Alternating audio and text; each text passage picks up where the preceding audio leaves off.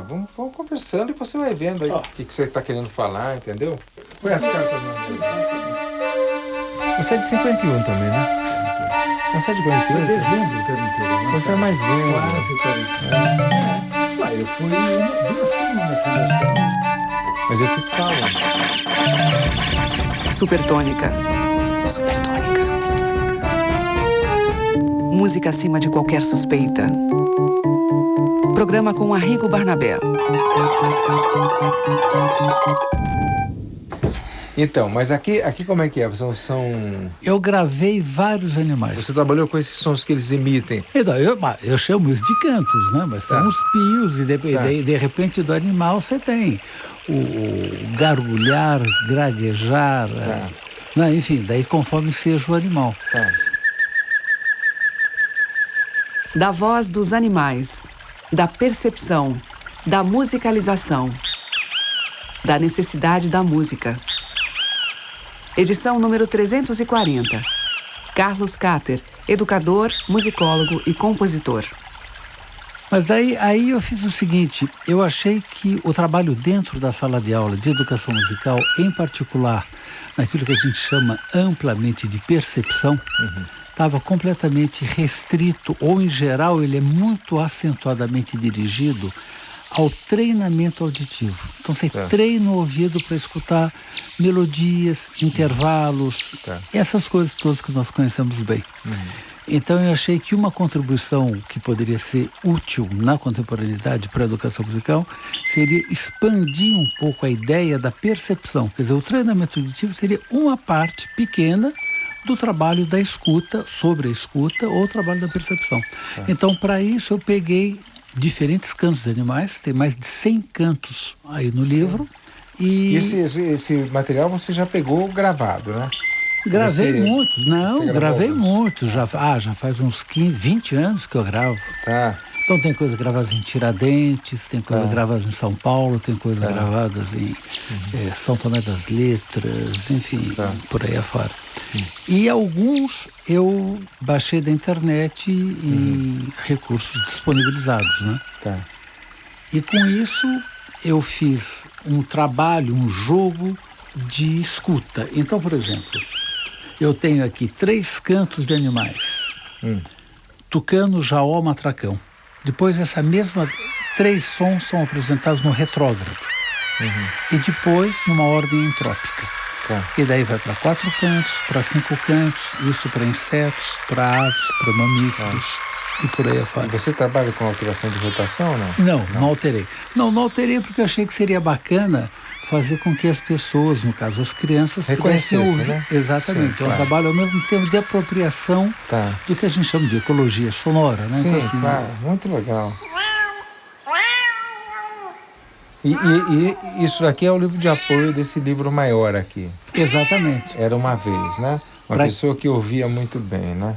E com isso, um professor, por exemplo, regular da rede, sem que ele seja propriamente um músico, um educador musical, ele tem a oportunidade de fazer um trabalho, digamos, de sensibilização musical, de musicalização, utilizando esse material. E no final do livro tem os 100 verbetes correspondentes a cada um dos cantos dos animais que são utilizados, de maneira a simplificar o trabalho dele. Então tem o verbete do animal, a indicação de onde o pio, o canto, a expressão, digamos, do animal aparece tanto no CD quanto nas micropeças.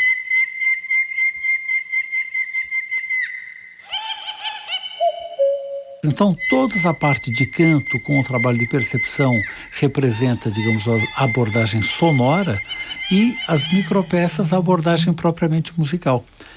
E para isso... você faz a moldura do bem-te-vi, da serpente ao canário, quer dizer, são composições. São micropeças compostas. Você fez. De quanto tempo? 1 minuto? Olha, no máximo 1 minuto e pouco, até um pouquinho mais. E aqui são as audiopartituras. Que bárbaro isso. De maneira que qualquer pessoa, sendo ou não músico, pode, na verdade, ouvir essas peças e compreender quais foram os princípios compositivos que foram utilizados para elaborar as micropeças. Que bárbaro. Isso aqui seria uma coisa temporal? Eu estou pensando aqui Então você tem uma partitura mesmo. Aquilo teria o sentido no eixo horizontal, vamos dizer assim. O tempo. O tempo, né?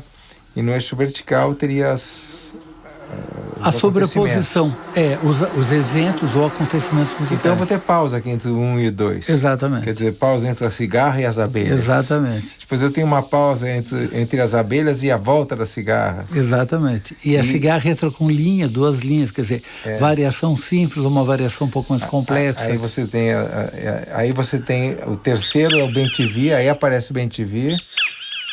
Aí a gente aparece o patinho, quer dizer, o som de um patinho. Que é um pássaro, né? Ele não é propriamente um pato. É um pássaro. É um pássaro que se chama vadio. Tá. Mas é ele que canta aí. Tá. E aí por baixo do patinho vai aparecer o corvo. Tem um silêncio de novo, voltam as cigarras numa corda. Exatamente. Muito legal, cara. E tem algumas peças que são mais lineares para que o professor, o educador possa discutir ou digamos, tratar da questão melódica, e aquelas que têm quase que uma pequena polifonia, muitos eventos sobrepostos, ou quase com uma melodia acompanhada. Eu acho que é a 8ª ou a 7ª, sabe?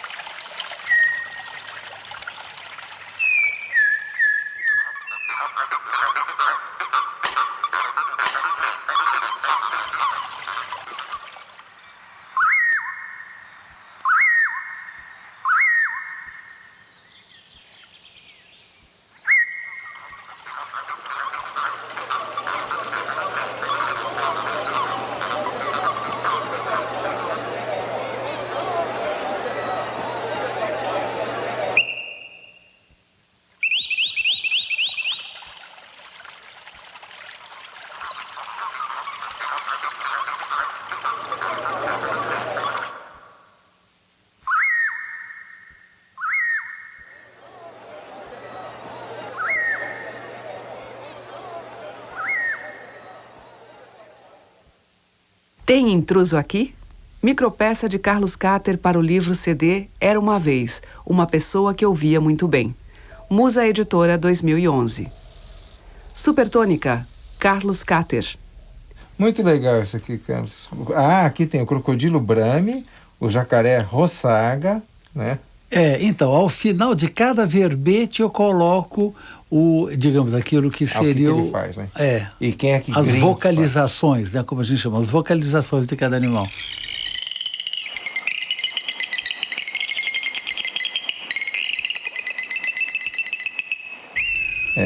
E onde a cotovia grinfa. E o rouxinol canta, né? O rouxinol canta, mas ele pode, acho que gorjeia também. Gorjeia, né? Muito legal esse livro. Por isso aí, você começou a pensar nisso quando? Olha, eu comecei a pensar nisso quando eu me dei conta que existem muitas coisas ocupando as salas de aula e muitos vazios presentes há muito tempo. Então, quando a gente fala em música, sobretudo pensando na ótica da escola, a gente está falando de um recorte daquilo que os músicos em geral entendem como música, né? São definições, digamos, de tamanho variável, vamos dizer. Sim. Então, como de repente levar para a escola não exatamente o que a gente chama de música de uma forma restrita, mas aquilo que poderia ser algo mais essencial na música. Então, para mim, a preocupação foi levar a contemporaneidade do entendimento do que seja a música para dentro da sala de aula. Então, por exemplo, nunca os suspiros de uma porta do Pierre Schaeffer seriam ouvidos enquanto música numa escola. Mas você imagina, praticamente um século depois, a gente ainda não considerar que aquilo seja música. Não é? Então, o que de alguma maneira me motivou para não apenas para ter essa reflexão, mas para levar a cabo um projeto de construção desse livro, por exemplo, foi levar a criação, a ideia da criação para a educação. Sim, claro. De maneira que dentro o cara entendeu o pensamento composicional, né? A forma de organizar A forma de organizar a matéria para se produzir isso que a gente chama música. Mas, ao mesmo tempo, para que ele perceba que o que a gente chama música é sempre uma definição momentânea. E que é importante, se a gente quer se manter atualizadamente vivo, porque estar vivo é estar em movimento, as definições que nós temos de qualquer expressão, de qualquer conceito, também, para se manterem viva, tem que ter movimento. Então elas têm que se ampliar, elas têm que poder abarcar o conjunto daquilo que nós conscientemente estamos entendendo hoje como música, como arte, como cultura, como educação, como humanidade, né? Claro. E aqui você está trabalhando sem depender daqueles códigos que são um pouco mais difíceis da pessoa aprender, quer dizer, você está trabalhando com material que o cara reconhece imediatamente, né? Tem. Sem a mediação do código musical. Sem a mediação do código, Sem a mediação da alfabetização, da alfabetização, né, da escrita. E a pessoa é capaz de entender que tem um pensamento que organiza aquilo, né? Exatamente. Quer dizer, que esse pensamento é estético, né? Tem uma... Um pouco a ideia, sabe, Arrigo, que eu acho muito interessante, que eu acho que hoje, para todos nós que estamos no começo do século XXI, é importante, de alguma maneira, a gente, digamos, descubra, no sentido assim de tirar os véus, né, de descobrir, de tirar as cobertas sobre todas as aquisições que nós tivemos até o final do século XX. Por exemplo, como que é possível que a gente entenda ainda hoje, de uma forma geral, de uma forma corrente, a música como um fato externo? Ou seja, a música sendo apenas a definição feita pela cultura de um dado momento. Hoje a gente pode entender que música é de fato uma definição da cultura, porque a música é um produto cultural, mas a música é também a maneira segundo a qual nós ouvimos o mundo. Então, não é só a escuta do que vem de fora, mas é a escuta que emana de dentro de cada um. Então, nesse sentido, eu posso ouvir musicalmente o ruído de uma porta, o motor de um carro, ou o vento batendo nas folhas. Tudo isso pode ser música para mim. Claro. Então, o que me parece importante é que, de alguma maneira, a gente procure levar, digamos, este entendimento, essa forma mais ampla de percepção e de compreensão do mundo para dentro das escolas. Para que, por exemplo, crianças não sejam, desde a mais tenra infância, sendo marcadas... Condicionadas com o entendimento restrito do mundo, porque é dentro da escola que a gente deveria fazer justamente o contrário, né? Inclusive sem ter a possibilidade de fazer, de transformar o cotidiano, né, numa coisa mais rica, né? Transformar a vida numa coisa mais rica, né? Ouvir os sons que eles estão produzindo, mesmo que eles não sejam musicais, culturalmente falando, né?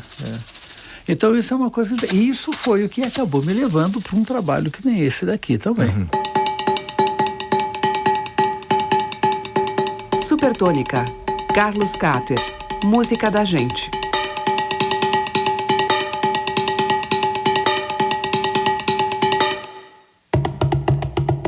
Esse trabalho é um trabalho que eu encerrei há pouco aí num concerto com 340 crianças aproximadamente.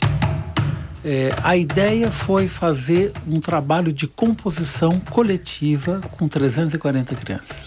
E daí fizemos o trabalho. E quantas pessoas eram a equipe? A equipe, eu e mais 3 professores, Magno Camilo, Franklin, Tomás e o Tiago Nunes. Nós 3... Vocês trabalhavam como com as crianças? Em sala de aula, em grupos da classe. Porque nós entrávamos cada um numa sala de aula. Uma sala de aula, curso uma média primário, de 30 crianças de 9 a 10 anos. Tá, primário. Que seria o primeiro grau. Já faz algum tempo. Nós somos. Entramos dentro das classes, numa média de 30, algumas classes com 36 alunos, o que é mais difícil de se trabalhar. Sim. E daí sempre trabalho, digamos, de motivacional, com processos, digamos, diretivos, semidiretivos e não diretivos de criação musical, muita improvisação, muita experimentação e o não uso, que é uma outra característica desse projeto, que acho também muito bacana, que é foi o não uso. Eu fiz a opção de não utilizar nenhum instrumento convencional. Tá. Porque com isso, assim como, por exemplo, esse trabalho dos cantos dos pássaros, eu não tenho que ser mediado por nenhuma técnica, nenhuma tecnologia, nenhum conhecimento prévio, nenhum domínio de código, de conceito. Então a ideia foi como de repente, meio famoso, se jogar na piscina, né? Então assim, como que a gente pode mergulhar na matéria sonora? Como que a gente pode, em comum, lidando com a matéria sonora, lapidá-la, esculpi-la e construir algo que tenha sentido e valor para nós, enquanto grupo musical. E daí a gente fez várias, nós chegamos, aí no CD tem gravado 25 músicas. Tá. E as crianças tinham compreensão disso? Depende do que a gente chama disso. Do trabalho, elas tinham compreensão? Olha, a compreensão de que eles fizeram música total. Tá. Porque logo E depois qual... de ter gravado o CD, o que nós fizemos, que foi o primeiro semestre deste ano agora, nós fizemos uma turnê de apresentações pelos diferentes céus de São Bernardo do Campo. Tá. Então eles subiram no palco. Quer dizer, além de terem gravado, porque na verdade nós levamos um estúdio móvel para dentro da escola e gravamos durante 3 dias inteiros as músicas, porque eu não ia tirar 340 crianças da escola. Gravamos o CD, depois de janeiro a gente editou todas as edições de áudio, montagem, masterização, etc. e tal, e depois, com o CD pronto, nós fizemos essas turnês pelos céus, apresentando o trabalho, fazendo um concerto e distribuindo o CD. Então, o que eu queria saber é, uma vez que você tem esse material gravado e você pode determinar como ele vai ser organizado na mixagem, enfim. As crianças tinham participação na sequência, em tudo? Eram peças? As peças foram compostas por elas. Quer dizer, elas tocam a peça ao vivo. Então, a peça tem uma duração temporal e você não interfere nisso? Não, interferimos porque é a música da gente, não era a música delas. Mas assim, nós tivemos um diálogo o tempo inteiro, quer dizer, o professor como um mediador do processo, mas o tempo inteiro como um diálogo. Em alguns casos, a votação era, digamos, em casos polêmicos, era para ser A, era para ser B, era B. Né? Então eles tinham uma participação. Total. Não, é a música deles. Né? Não foi, digamos, uma música composta por nós e interpretada por eles. Não, é a música deles.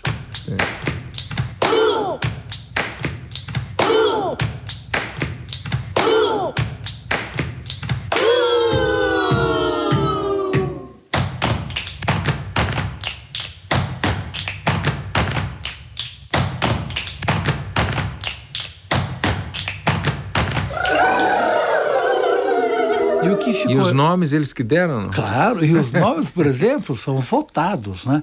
Porque numa classe de 30, um fala, essa música chama o nosso batuque. Outro fala, não, batuque nosso. Outro fala, que batuque nada, é o samba da gente. Outro fala, não, isso aqui chama piripiri, né? E cada um vai falando o nome que quer.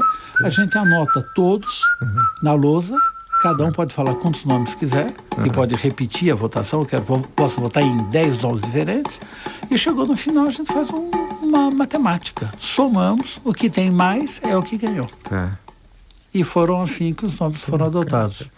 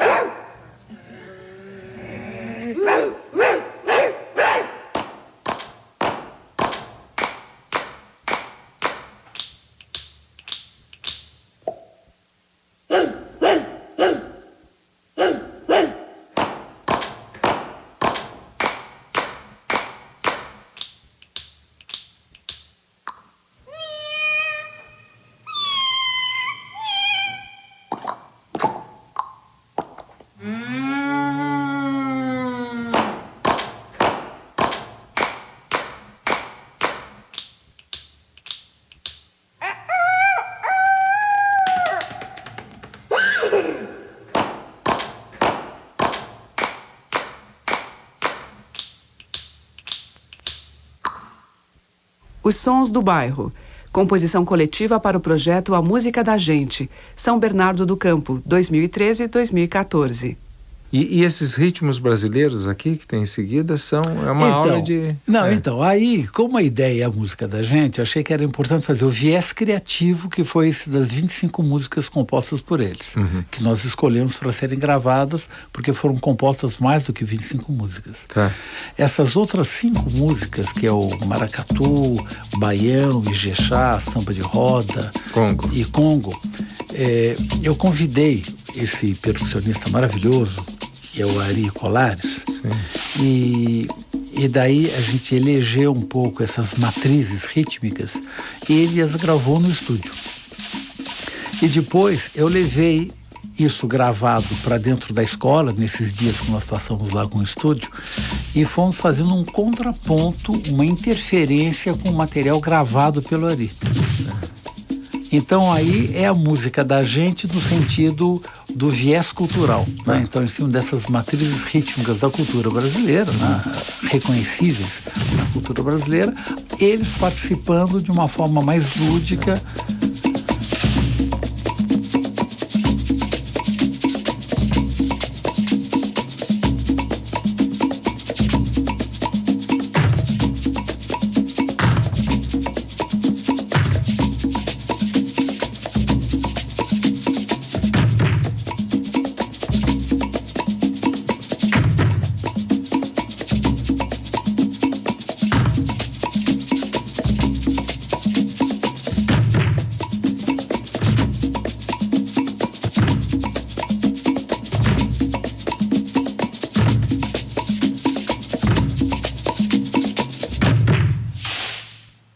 Muito legal, hein? E o último viés, que é o viés ecológico, que é importante, né?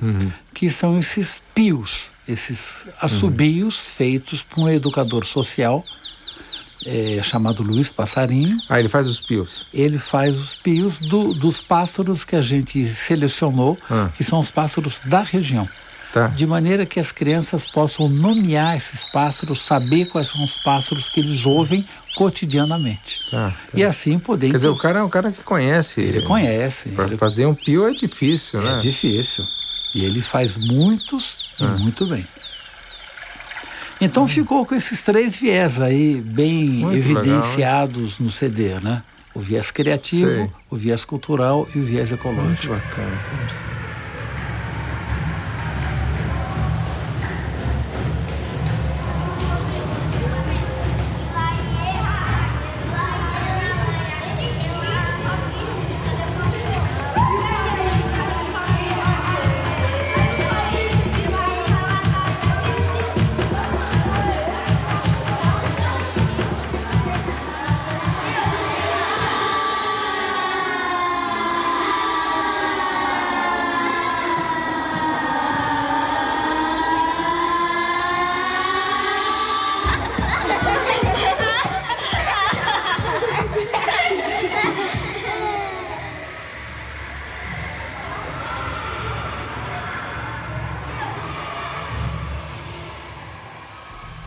Imagem sonora do dia a dia na escola.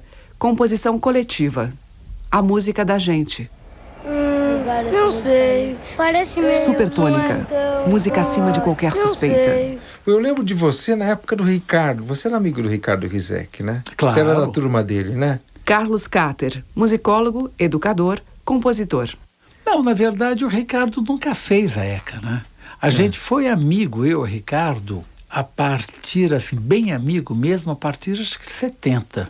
Nós fizemos junto a trilha do Casamento do Pequeno Burguês. Ah, então foi aí que eu te conheci. E foi aí, então. Eu fui assistir um ensaio de vocês, tinha um menino tocando trompete. Tinha. Como é que ele chamava? O menino de Assis, acho.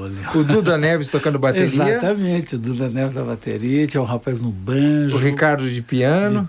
Eu tocava contrabaixo elétrico. Daí a gente se revezava para reger, eu e o Ricardo, o grupo. Tá. Mas, em princípio, a formação básica era essa. E você estava na ECA, quer dizer, você... Eu estava. Na época eu fazia letras. Tá. E depois eu fiquei fazendo música e depois eu voltei para letras, mas daí nesta época da minha volta eu era colega na ECA de música do Tati. Tá. Tá. Então nós fomos colegas ali, e daí na letras também, que a gente fazia algumas disciplinas, teoria literária, semiótica, linguística estrutural, alguma coisa assim, a gente fazia junto na USP, à noite. Né? Mas daí eu e o Ricardo, a gente fez o Casamento Pequeno Burguês, que foi selecionado para representar o Brasil no Festival de Nancy, e depois disso a gente fez... não sei se foi o que, foi Marragone, eu não estou lembrado. Foi um Brecht também, com Kurt Weill, com o Cacá Rossé na USP, e o Cacá Rossé montou, e daí eu e o Ricardo fizemos de novo essa parceria. Então a gente fizemos alguns trabalhos com publicidade, a gente teve uma Mas você começou a estudar música como? Como é que foi? Eu comecei pequeno, com piano. Você é daqui de São Paulo? Sou de São Paulo. Tá.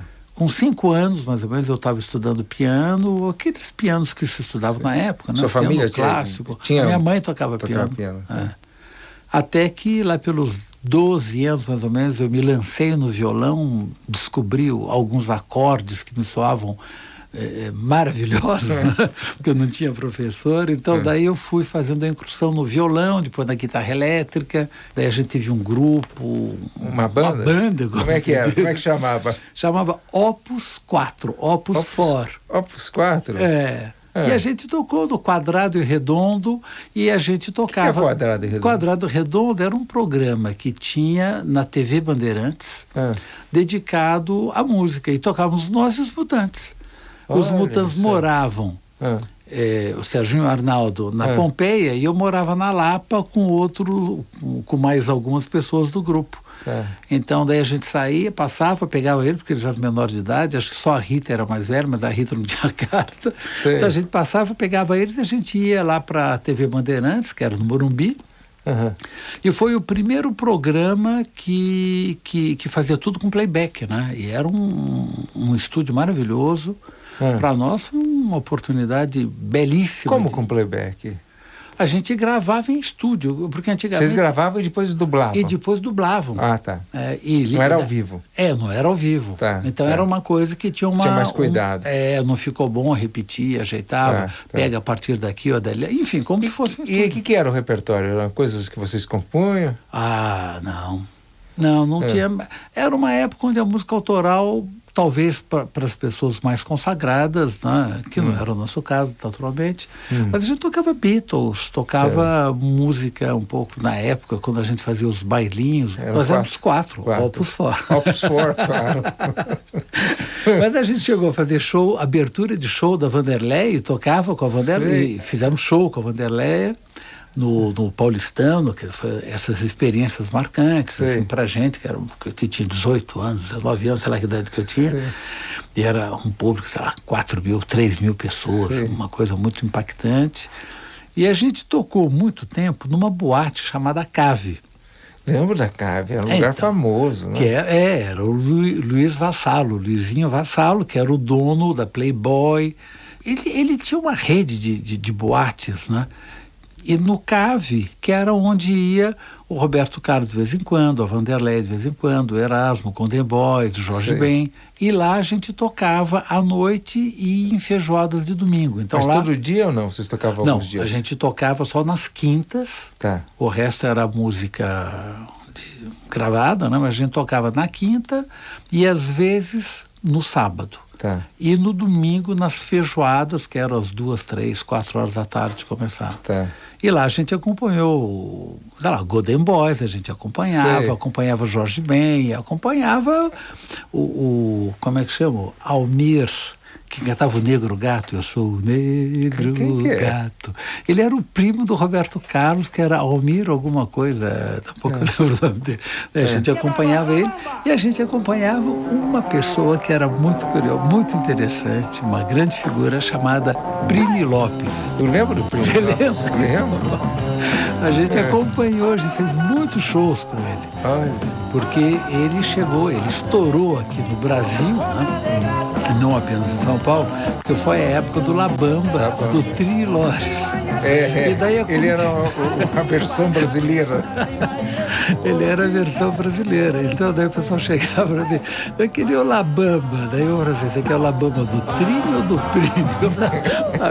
Do Prini. E no Brasil parece que o Prini vendeu mais do que o Trini. Olha. Ele vendeu mais do que o original. E de fato ele cantava muito bem. Era uma figura muito simpática, com um certo carisma, Sim. uma presença de palco interessante. E a gente acompanhou ele, assim, em muitos shows, quer dizer, muitas apresentações no CAV, nas boates do Luizinho, mas certamente em muitos shows em São Paulo e fora de São Paulo, Ribeirão Preto, Sorocaba, onde ele era contratado. Nós tornamos durante um período aí de 8, 10 meses, não me recordo mais, a banda dele. Então, onde tinha show, a gente ia. Mas é uma vida puxada, né? Essa foi uma vida, digamos assim, para uma pessoa jovem, como nós éramos na época, muito interessante, muito formadora, né? Porque, por exemplo, você está no palco com uma guitarra, de repente a pessoa sobe para o Jorge Bento assim, eu vou cantar Chove Chuva, assim, que tom, assim, Dó menor. E daí você vai pro Dó menor, isso que não era Dó menor. Então você tem que, na hora, pegar a harmonia já na tonalidade e a pessoa já começando praticamente a cantar, né? Sim. Então isso deu muita canja. É um traquejo, né? Isso foram experiências muito enriquecedoras. E aí você foi para a universidade? Daí eu fui para a universidade, porque eu tinha que dar nome aos bois, né? Então daí eu entrei. Você fez preparatório, não? Não, na verdade, eu comecei sendo aluno. Isso daí foi uma porta que o Ricardo me abriu, na verdade. O Ricardo era aluno particular do Tony, do Olivier Tony. Tá. E daí, quando eu e o Ricardo começamos a fazer parcerias, fazer um trabalho juntos, eu soube disso. E daí eu achei que poderia ser interessante também ter aulas com o Tony. Daí o Ricardo me apresentou. E pouco tempo depois eu já era aluno do Tony. Então, todo domingo de manhã cedo, 10 a meio-dia, 10 às 11h30, eu tinha aulas particulares com o Tony na casa dele, lá na Vila, São Jorge. E isso, talvez aqui depois de uns 6 meses, alguma coisa assim, o Tony falou, não, você já tem condição, entra para o departamento e vamos trabalhar. Daí, como eu já era aluno de letras da ECA, daí eu acabei entrando. E fui estudar com o Vili, enfim, fui fazer as disciplinas normais. Mas acabei, na verdade, fazendo mais um trabalho com o Vili em composição, que é o que mais me seduzia, mais me atraía. Enfim, como todos que passaram por lá, né? Enfim, com Bolonha, com Crespo, com todo o staff, né? Mas isso é uma coisa interessante porque foi um período, talvez, de 72 até 76, eu acho que eu fiquei. Eu fiquei dividido entre o trabalho, o estudo, né, na ECA de manhã, letras à noite, e à tarde, veja você, eu tinha um laboratório de análises clínicas, onde eu me sustentava. Como assim? Porque eu tive que sair de casa muito cedo. Eu estava, enfim, eu tinha tocava com o pessoal de teatro, tocava em boate e tudo. E meu pai não concordava completamente com isso, porque eu ainda estava dentro de casa. Daí eu tive que sair de casa meio rapidinho. E daí, nessa saída, eu tive que me manter, né? E daí eu estava preparado para fazer medicina, que é o que meu irmão fez e toda uma parte da família fez. Então eu acabei entrando no Instituto Adolfo Lutz, e depois lá, como tinha muito médico na família, acabei montando um laboratório de análises clínicas, o que me deu condição de poder manter a minha vida, né? E estudar até que não dá. Mas você fez algum curso preparatório para fazer análises clínicas ou não? Não, eu tinha feito cursinho para medicina. Porque meu pai queria que eu fizesse medicina. E daí, quando eu entrei em medicina, eu falei, meu Deus, porque enquanto eu não tinha entrado, era tudo uma imagem, né? Mas na hora que eu entrei, diante dessa perspectiva tornada concreta, eu falei, não, é impossível, não tem nada a ver comigo, eu quero fazer música mesmo, o que me alimenta é isso. Daí eu falei, não, eu não vou fazer. E daí eu falei, então, ou você faz ou você sai de casa. Eu falei, então eu saio de casa. Então isso foi legal também, porque foi aí que eu acabei montando na Rua Vizarde, lá na Vila Madalena, uma república, porque eu tinha dinheiro, porque eu estava trabalhando. Sim. E convidei o Ricardo para vir morar. Daí o Ricardo saiu da casa dele e veio morar na Rua Vizarde. Ah, tá. Daí veio o Inimar Simões, que atualmente é um crítico. O Inimar cineasta. O cineasta, exatamente. Fazia ECA. E o Tadeu Borges. E daí o Tadeu morava. Daí morávamos nós 4, nessa casa na Rua Vizarde, que posteriormente veio a ser a Tatu Filmes. Quando a gente saiu, Tatu, a Tatu foi. Olha, que barato.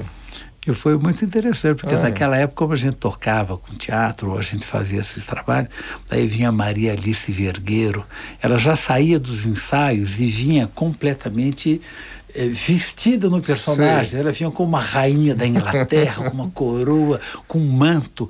E isso para o pessoal da época da Vila Madalena, que era um bairro residencial, super, modesto, simpático, mas sem esse glamour que a gente tem hoje. Então, para as pessoas que moravam lá, tinha uma farmácia na frente, o pessoal não entendia nada, parava um carro e saía uma rainha. Era muito louco. Foi muito interessante. Foi uma época, digamos, muito dinâmica, né? Foi. Depois veio a Tatu Filmes, os ouvintes não sabem, mas a Tatu Filmes produziu muita coisa aqui, logo depois que se esgotou o filão da porno chanchada. Exatamente. Eles estavam tentando fazer um cinema mais comunicativo. Sim. Né? Um cinema autoral e tal, mas eu trabalhei com o Chico Botelho lá, ele fez o Janete, o André Clotson fez o Marvada da Carne. Exatamente. Foi ótimo. Bem sucedido, né? Você gosta ou não gosta? Você gosta ou não gosta? Você é bom e não ruim. Você gostar e achar ruim. Você é bom e não gostar e achar ruim. Você gosta ou não gosta? Ah, eu gostei, tipo, é bom. Supertônica, Carlos Cáter.